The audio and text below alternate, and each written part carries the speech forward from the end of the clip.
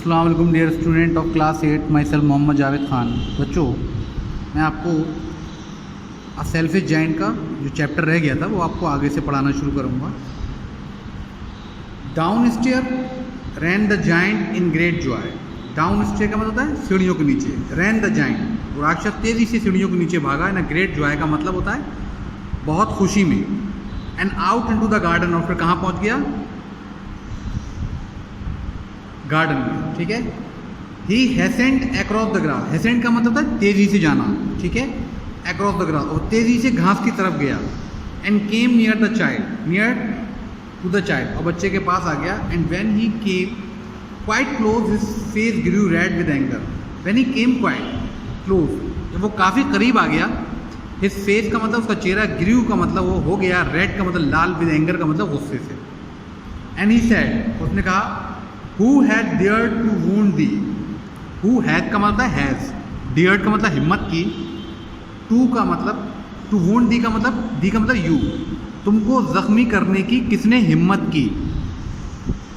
For on the palms of the child's hands were the prints of 2 nails।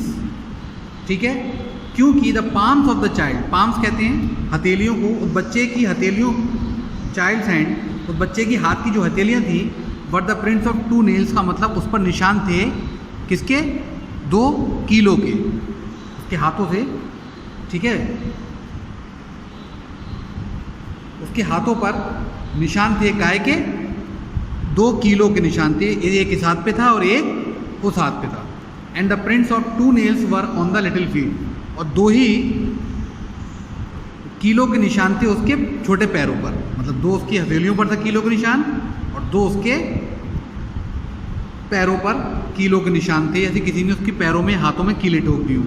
Who had dare to wound thee, वो फिर अपना question को repeat करता है, किसने हिम्मत की तुम्हें घायल करने की।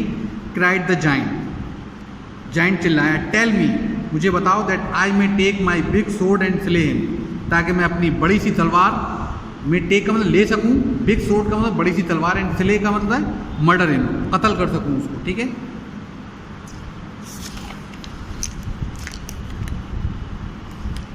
ने का मतलब नहीं, किसी को नहीं। आंसर द चाइल्ड, बच्चे ने कहा नहीं, किसी ने नहीं। But these are the wounds of love, ये जो निशान हैं ये किसी ने मुझे दुश्मनी में नहीं, बल्कि ये निशान जो हैं ये प्यार के हैं। जख्म जो हैं, वुंड्स का मतलब जख्म, ऑफ लव प्यार के हैं। Who art thou, said the giant, who are you, the art का मतलब है आर, दाउ का मतलब है यू, तुम कौन हो। सेड द जाइंट, जाइंट ने पूछा। एंड स्ट्रेंज एव फेल ऑन हिम, स्ट्रेंज एव का मतलब एक अजीब व गरीब हालत हो गई उसकी। फेल ऑन हिम का मतलब वो कश्मकश में हो गया, ये बहुत कंफ्यूज था। आ स्ट्रेंज एव फेल ऑन हिम का एव का मतलब नहीं आता डर से भी है, एक अजीब तरह का डर उसके दिल में पैदा हो गया। ठीक है। और वो डरने लगा, कांपने लगा। कौन? Giant. And he nailed before the little child, nailed का मतलब घुटनों के बल बैठ जाना, और वो बच्चे के सामने घुटनों के बल बैठ गया। And the child smiled on the giant, और बच्चा जो था वो उस राक्षस की तरफ देखकर मुस्कुराने लगा। एंड सेड टू हिम, उससे कहा, you let me play once in your garden, तुमने एक बार मुझे अपने गार्डन में खेलने दिया था। Today you shall come with me to my garden, आज तुम मेरे गार्डन में मेरे साथ चलोगे। मेरा गार्डन है विच इज़ पैराडाइज, और मेरा गार्डन कहाँ पर है? पैराडाइज, यानी कि जन्नत है मेरा गार्डन। तुमने एक बार मुझे अपने गार्डन में खेलने दिया था, तो उसका इनाम ये है कि तुम मेरे साथ आज मेरे गार्डन में चलोगे। And when the children ran in that afternoon, जब बच्चे उस दोपहर आए गार्डन के अंदर, they found the giant lying dead under the tree, तो उन्होंने पाया कि जाइंट का मतलब होता है वो राक्षस, लाइंग का मतलब पड़ा हुआ था, डेड का मतलब मरा हुआ, अंडर द ट्री का मतलब होता है, ठीक है, पेड़ के नीचे। All covered with white blossoms, और उसकी पूरी लाश फूलों से ढकी हुई थी। ठीक है।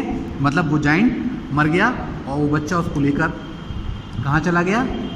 जन्नत में। ठीक है।